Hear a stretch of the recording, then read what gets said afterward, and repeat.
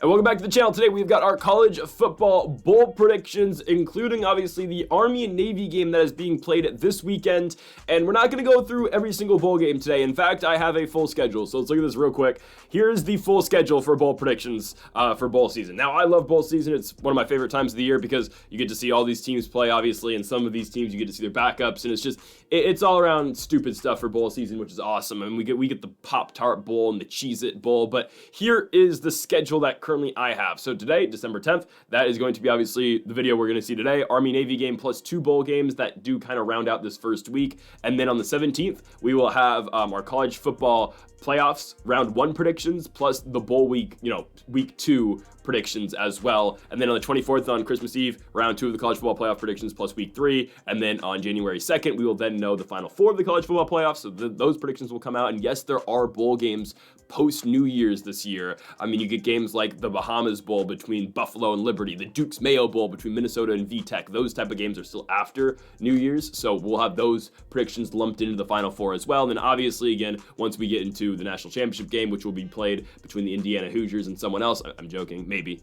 I don't know. That'll be January 7th. So we'll get to all of that when we get there. But folks, if you haven't yet, though, make sure to hit that subscribe button down below for some more college football predictions here on the channel. Because again, we've got you covered throughout the entire bowl week, as well as we got you covered for college basketball daily on the channel. We do our daily college basketball best bets. So make sure to go check out those videos daily here on the channel, as well as our NBA predictions that are daily on the channel as well. Also, we've got MMA. PFL Europe Championships predictions are out on the channel as well, along with our UFC Tampa predictions with Colby Chaos Covington and Joaquin Buckley in the main event this weekend for the final UFC card here in 2024. But now let's get into the college football predictions. We've got 3 of them here today, and the first game is, actually, first off, we do have a giveaway that is completely free to enter. We are giving away $100 for 20,000 subscribers. All you have to do is subscribe on YouTube and follow Greedo Plays YT on Instagram. It is the first link in the description down below, and we are drawing a winner on Saturday. So you still have time to enter, and it's completely free, so you might as well do it. All right, now let's get into the predictions. Our first game, Army versus Navy. Obviously, again, a game that is played every single season, and I am going with Army to win this football game. Army is playing a very long schedule this season. Obviously, winning the American Championship game, which, I said was going to happen. They were, 5.5-point dogs in that game, and I told you again they were going to beat Tulane, and what happened? I'm just saying. But now we get Army-Navy. A game that obviously doesn't mean anything for standings, but, or for record or whatnot, but obviously a big-time football game that is played every single year. It's a classic. I mean, these two teams have been playing since, 1890 was the first game in West Point, New York. It was a game that was won by Navy 24-0, and fast forward to 2024, and we have got the 125th meeting between Army and Navy. Navy leads the series 62-55, and there's 7 draws in there as well. Army has won a lot recently in this matchup. Dating back to 2016, Army's won every single game except for 2. 2019 was won by Navy, as well as 2021 was won by Navy as well. Last year, a 17-11 victory for Army, and the year before that, a 20-17 victory in double overtime for the Black Knights. I get it. Usually these games are close and they're low scoring. I understand that. But I'm telling you guys, and I've been saying this all year long about the Army Black Knights, this is a different type of Army team. And to the same extent, sure, Navy has been different this year as well, but Army's just been a whole nother monster this year. They are a high-scoring force. And again, I get it. These games are usually low-scoring. The over-under for this game is 38 points, 38.5 points, which I could see the over hitting this game, honestly, but I could also see Army just completely shutting out Navy. I could see it. Again, I get it. These games are different, and hell, Navy's got one hell of a bowl game coming up. They play the Oklahoma Sooners on the 27th. Army's got Marshall, which, obviously, again, they're going to be playing the winners of the CUSA in Army, and for Navy, of course, playing the winners, or sorry, not the CUSA, Marshall, the winners of the Sun Belt, and the Navy's playing, the lowly Oklahoma Sooners, who did beat Alabama, so that's why the Crimson Tide have absolutely nothing to complain about. You lost to a 6-6 Oklahoma team down the stretch. You do not deserve to be in the playoffs over Southern Methodist. It's ridiculous. But again, I feel like Army can really just shut down this Navy squad. Navy, both these teams at one point in time were undefeated, right? They were 7-0. Both these teams were 7-0. There was, talk about how potentially these two teams could meet twice, obviously in the Army-Navy game and in the American Championship game. Obviously, Army held up their side of the bargain in that, but of course, Navy ended up dropping a game to Rice in the road. They dropped one to Tulane 35-0, and I kind of feel like that is the type of game we're going to get here. Army's just the better team, guys. They just are. We talk about their quarterback. We talk about Bryson Daly, who has been a monster all season long. He's been able to really effectively throw the ball for Army this season. Of course, comparing him to other Army quarterbacks. And then, of course, running the ball too. Guys, Bryson Daly has 1,500 rushing yards this season. Army's an 11-1 team. They've got a very good rushing attack. It is Bryson Daly. It is Kanye Udo, who has over 1,000 yards. And it also is Noah Short as well, who has over 500 rushing yards this season. Those three guys will really make a defense miserable. And also you get their leading receiver in Casey Reynolds, who has 450 receiving yards for Army, which is kind of unheard of, honestly, recently. You look at the midshipmen, led by Blake Horvath, obviously. Horvath can throw too. And obviously you can run it as well, but Horvath is not the player that Bryson Daly is. It's that simple. Daly's the better player, right? You've got Horvath from Navy. You got Alex Tezka, who is leading their team in rushing yards besides Horvath with 500. But also the thing with Navy is they give up a bunch of points, and they have been doing that recently, right? 35 to Tulane. I guess that's really the only game they give up a lot of points. Notre Dame 51. But Army, I just feel like it's the all-around better team. Army, again, we just saw them play Tulane. I know, again, things don't always work this way, but Army beat Tulane in the American Championship game 35-14. Tulane a couple weeks ago just beat Navy 35-0.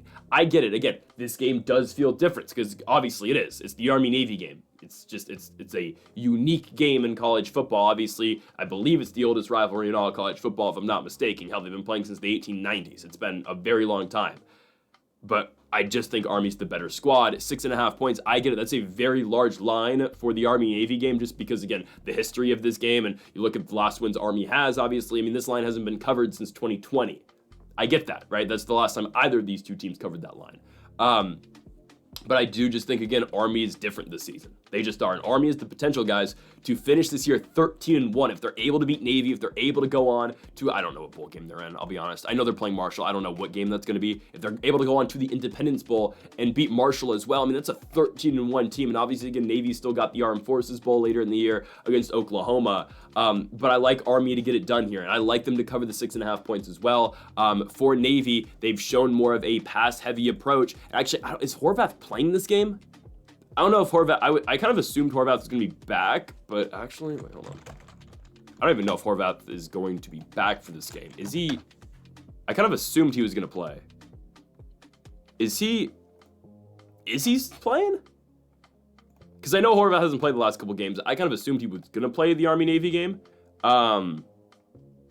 He's still dealing with a rib injury. Navy preparing to play without him. Okay. It's dependent on if Horvath plays or not. If not, it will be Braxton Woodson who's been the backup. Woodson isn't bad. I wouldn't say he's good as Horvath is, but he can throw, he can run it as well. Horvath is obviously the better guy. Regardless of who plays at quarterback this week for Navy, I like Army to win the football game, and I like them to cover the 6.5 points as well. I'm telling you again, their defense is really good. Navy's just not the same level as Army this season, and we really like Bryson Daly and company to pick up the victory. So give me the Army Black Knights to beat the Navy Midshipmen. We like them to win the game in Landover, Maryland, cover the 6.5 points, and win the game outright as well. Let's go on to now the bowl games. We only got 2 of them today because, again, we'll go over more next week. I'm going to get you the bowl game on Saturday, the same day as the Army-Navy game, and then there's a bowl game on Tuesday, obviously. Again, next Tuesday, we'll post the rest of our bowl game predictions, but I don't know what time that video is going to be out next Tuesday, so we're just going to do the Tuesday game now. But first off, let's go to the game on Saturday. It is the IS4S Salute to Veterans Bowl played in Montgomery, Alabama, between the South Alabama Jaguars and the West Michigan Broncos. Now, we have some stuff to consider with the bowl games now, obviously. We didn't have to consider it for Army-Navy because obviously there are no opt-outs to the Army-Navy game. But there are opt-outs in this Western Michigan-South Alabama game, and there will be for the Memphis-West Virginia game we're going to talk about in the Frisco Bowl. For South Alabama, they lose their leading rusher all season. Fluff Bothwell is not playing. He is in the transfer portal, and he will not be playing for South Alabama. That is a huge loss for the Jaguars.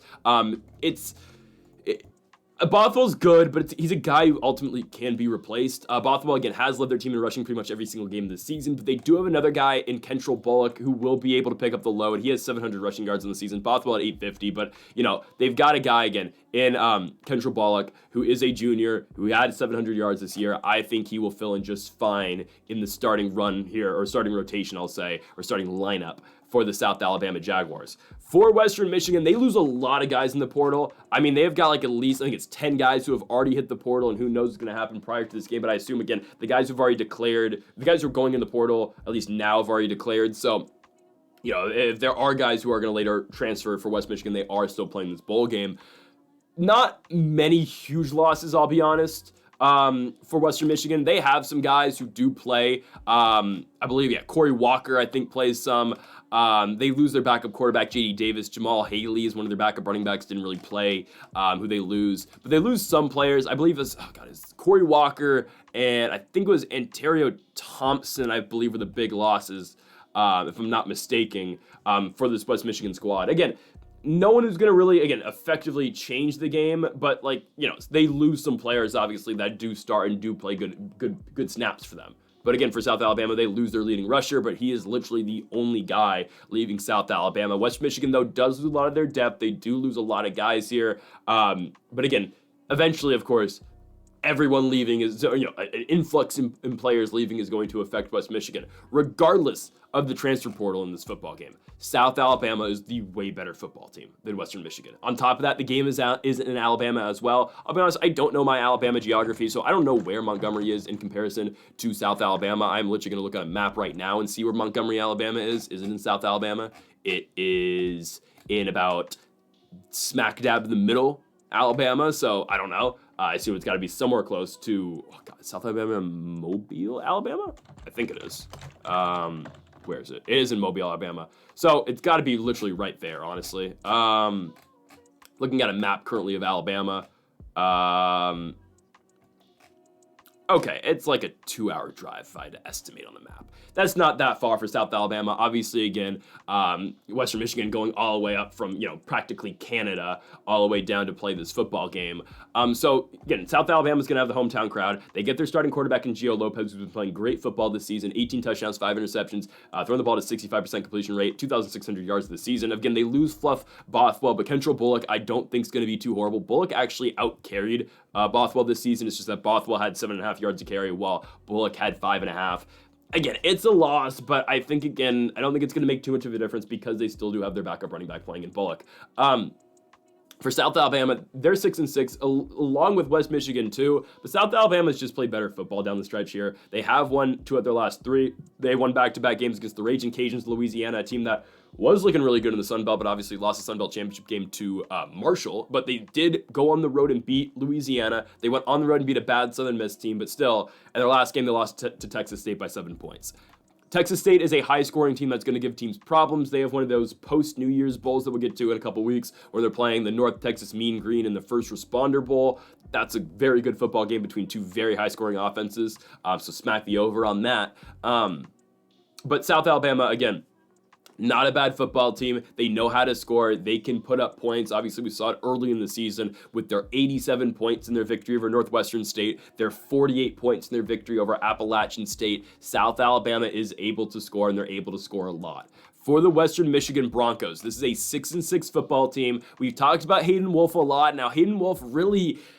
The games I've watched Hayden Wolf, he has been so unimpressive, I'm going to be honest with you. The starting quarterback of Western Michigan. He has not thrown for over 200 yards in a while. I get it again. The Broncos are not a pass first team. They are a run first team with their running backs. They've got Jaden Nixon, you got Jalen Buckley, and you got Zahir Abdus Salam as well. I'm probably butchering that name, my apologies, but he had a big game in the East Michigan one to get Western Michigan bowl eligible in their victory over the Eagles. It was a 26-18 victory on November 30th for Western Michigan to push them to this point. But I think it's going to be the quarterback play that's going to really hurt Western Michigan here because the games I've watched Hayden Wolf, he's been so unimpressive. I watched him in the Northern Illinois game. I watched him in the Central Michigan game, and he just hasn't been all that great. And when Western Michigan struggles to run the football, you have to rely on Hayden Wolf's arm, and it's really not there for me, I'm going to be honest. I don't think Hayden Wolf's the greatest. This guy is a senior. It's going to be his last collegiate football game. I'm not sold, I'll be honest with you. I do think South Alabama has the better quarterback play, obviously, and I do think they have the better run game as well. Even with Fluff Bothwell not playing, I do not mind Bullock entering the starting lineup, and obviously the receiving advantage has to go to South Alabama. Both these teams, I'll be honest, don't play the best defense. They really don't. Western Michigan, they were a team early in the year when Hayden Wolff was playing his best football. I got to watch him in the Buffalo game. I thought, again, that was the best game Hayden Wolff's played all year. Threw for about 300 yards. They won a shootout against Buffalo on the road. A really good Buffalo Bulls team, by the way. They beat them 48-41, a Buffalo team that's going to be playing in the Bahamas Bowl against Liberty later this year, or actually in 2025. But that was the most impressive I've seen Hayden Wolff and Western Michigan. But since then, that offense has really lacked. Their defense has tightened up some, but the thing that we always said about Western Michigan early in the season was that, all right, this team is going to put up a bunch of points. It's just a matter of how well their defense plays, because we saw them in the MAC early this season. Hell, even their win over FCS Bethune-Cookman, they scored 59 points, but they gave up 31 as well, winning the game, again, 59-31, but it was a high-scoring affair. When they lost to Marshall, they lost 27-20. They beat Ball State 45-42, Akron 34-24, Buffalo 48-41, Kent State, the Golden Flashes, 52-21. They lost to NIU 42-28. Recently, the defense has been better, but at the same time, the offense has really just stalled out for Western Michigan. And sure, they did enough to beat East Michigan and become bowl eligible, but I do like the South Alabama Jaguars in this football game. I just think they're going to be able to outscore the Broncos, and I do expect the Jaguars to pick up the victory. When we look at the spread for this football game, -7, yes, that's a lot of points for South Alabama, but I do ultimately think they cover it. Just Western Michigan struggles to score the football. South Alabama is practically playing a home game here. It is the first bowl game of the season, and I do think South Alabama will be able to put it on Western Michigan in this football game. I think at half they're going to be up by 10 points, and ultimately I think South Alabama wins this one by about 2 touchdowns or more. I'll say even 17 points. I think South Alabama wins this football game. Yes, even without their starting running back, I do think South Alabama is going to be able to get it done. The pieces given, not the biggest pieces, but the pieces that Western Michigan are not going to have in this football game are on their defense, and it's only going to make it easier on the Jaguars to score. Give me South Alabama to win here in Montgomery and to win the Salute to Veterans Bowl here against the Western Michigan Broncos. Let's go on to our final game of the video, and we go to the Frisco Bowl. Obviously, again, played in Frisco, Texas. We have got the Memphis Tigers taking on the West Virginia Mountaineers. Before we get into the game itself, well, this is about the game, but we got to talk about the transfers who are not going to be playing this football game. For the 25th ranked Memphis Tigers, no one really all that notable. Cameron Upshaw Jr. is not playing this football game. I'll be honest with you, I don't think Cameron Upshaw has played all season. I don't think he has. I could be mistaken. I really could. But I don't think he's played. He is a freshman who is just leaving now. So, yeah, no, that's not going to make a difference. For West Virginia, they lose arguably their best defensive player in this football game. This is why I absolutely love the Memphis line in this football game. -3, I absolutely love this line. I have been down on West Virginia all year long, and on top of that now, Josiah Trotter's not playing. Josiah Trotter's a guy who is going to play at a very high level of football next season. He was probably the best defensive player for West Virginia this year. He has entered the transfer portal, and he will not be playing the Frisco Bowl. The other losses for West Virginia in the portal, nothing all that notable. They lose some of their secondary guys, but really the big loss here is Josiah Trotter, and that's going to make a difference on defense. Seriously, I believe he's either first or second on their team in tackles this season. That's going to make a difference in this football game. It truly is. That is I cannot state enough how big of a loss that is for West Virginia in this football game. And they're taking on a Memphis team that's only lost twice all season. They lose a shootout earlier in the year to Navy on the road, 56-44, and they lose the game at Texas San Antonio, 44-36, a UTSA team that kind of figured it out as the season went on, honestly. The Roadrunners, did the Roadrunners finish bowl eligible? I'm trying to remember. They are 6-6. And they get Coastal, right? Yeah, a UTSA team that is, going to look good. I think they're going to probably beat the crap out of Coastal Carolina, even though, yes, they have to go on the road to play the Myrtle Beach Bowl. I think they will win that football game, to be honest. But still, we get, again, a Memphis team that has looked good all year. They've struggled on the road, but now you get a neutral site game against West Virginia. I get it, it's a P4 team, but they've already beat P4 teams this season. Well, they beat one. They beat Florida State. Yikes. But the Memphis victory over Tulane is really good. Again, it's the reason why Tulane had to go to West Point to play Army. It's the reason they had to go to West Point and play Army in the American Championship game, is because on Thanksgiving, Memphis went to Tulane and beat them. And we had an absolutely huge game, and the guy I think is going to make a difference in this football game, Mario Anderson, one of the best running backs in college football, 1,300 yards in the regular season. Don't get me started. Again, Seth Hennigan's a really good quarterback too, especially for the American Conference. He is one of the better quarterbacks, I would say, in the AAC. But Mario Anderson playing his last collegiate football game, he will end up on someone's roster. I believe he's got to next season. Again, a late pick, 6th, 7th round pick, I would assume. But Mario Anderson will end up somewhere in the NFL draft. And what a year he had this year. Again, 1,300 yards, 17 touchdowns. I believe, again, I don't think he's not going to, I would expect him to play this football game, right? Yeah, I can't find anything on Mario Anderson not playing. Again, I would think he's probably a lower round pick just because he's been around for a while. He's good, don't get me wrong. Mario Anderson is good, but he is 5'9", and he this is his, 4th year in college, I think. So I wouldn't expect him, maybe a 5th round pick, I'll be honest with you. But Mario Anderson's good, and he will shred this West Virginia team. He will. Again, a West Virginia team that is missing one of their, one of their middle linebackers in Josiah Trotter. That's going to make a difference. Josiah Trotter was great this season, and he was, I believe it, either a true freshman or a redshirt freshman. He's young too. Again, Josiah Trotter, that guy is going to go somewhere next year in college football. He will go to an SEC school. He will go to one of those big, those elite Big Ten schools, and he will be a big time player for one of those schools. He was too good ultimately for West Virginia, at least the West Virginia that we have right now. I haven't talked much about West Virginia yet. I've never been high on the Mountaineers this season. I'll be completely honest with you. I've never thought the Mountaineers were all that good this year, right? Dating back to the Penn State game. We saw that. Ultimately, I was like, all right, West Virginia's not that great this season. They are coming off a 52-15 loss to Texas Tech. I understand the Red Raiders were very unpredictable this season. They were very hard to get a read of. But West Virginia struggles on defense. They absolutely struggle. And again, now you lose their top defensive player. And for Garrett Green, I think he makes too many mistakes. I think Garrett Green makes too many mistakes with the football. He has thrown basically as many interceptions as he has touchdowns this season. 2,000 yards in the year. Their run game is good. I'll give them that. They have a three-headed. It's just Jaheim White and C.J. Donaldson that have been running the football pretty well.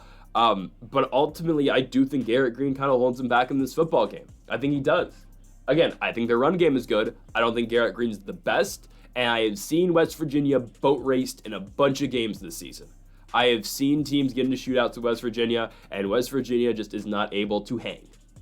Texas Tech, Baylor, K-State, Iowa State. I get it, it's Memphis. Hell, the backyard brawl when they played Pittsburgh. It was a close game, but in the end, Pittsburgh came out of it. I think West Virginia is going to come out this football game. Guys, my favorite pick in this video is Memphis -3. I absolutely love the pick. I don't think they lose this football game. I don't think so. Everything to me points towards Memphis winning this game. I get it again. It is an American Conference team playing a team in the Big 12. The bottom of the Big 12 is not very good. It's that simple. And West Virginia, the Mountaineers, do not play defense. So what the hell is Memphis going to do? A team that has put up points all year long, and they have a running back in Mario Anderson who's put up 177 yards in the Tulane game, 140 in the UAB game, 150 in the Rice game, 140 in the Charlotte game, 183 in the North Texas game. I mean, almost every game, Mario Anderson has over 100 rushing yards. I would expect more of the same here against West Virginia. Give me Memphis as a team that is playing really great football right now, and all their losses are shootouts. The 2 losses they have, UTSA just outscored them 44-36. Navy outscored them 56-44. I cannot rely on Garrett Green and whatever the hell West Virginia's got going to play mistake-free football and stay in the shootout with Memphis. I think in the end, Memphis pulls away. We like the -3. Give me the Memphis Tigers out of the American and out of the group of 5 to beat one of the Power 4 teams. I'm taking Memphis to beat West Virginia in the Frisco Bowl. And folks, that'll do it for our college football predictions here, at least for this week, between the 2 bowl games, the Frisco Bowl and the Salute to Veterans Bowl, and as well, of course, as the yearly Army-Navy game. Folks, thank y'all for watching. Make sure to hit that subscribe button down below for more. Make sure to leave a like if you did enjoy the video. Make sure to comment if you do disagree with any of the picks. Again, we'll be back next Tuesday for our college football round 1 predictions. I get to talk about I get to talk about Indiana versus Notre Dame. I ruined that. we get to talk about the Battle of Indiana. I am so excited for that football game, along with, again, all the other college football playoff games. Plus, we have a bunch of bowl games next week as well. So again, next week we will be back to probably a 2-hour college football video. I'm not going to lie, but this week a shorter video, of course, as we prepare next week for more bowl games and the college football playoffs round of 12. So folks, thank you all for watching. Make sure to subscribe button down below for more. Make sure to join us again next week for those college football predictions for the playoffs, and make sure to join the giveaway here on the channel, which is absolutely free to enter. All you gotta do is subscribe and follow us on Instagram. So folks, thank you all for watching, and Mamba forever.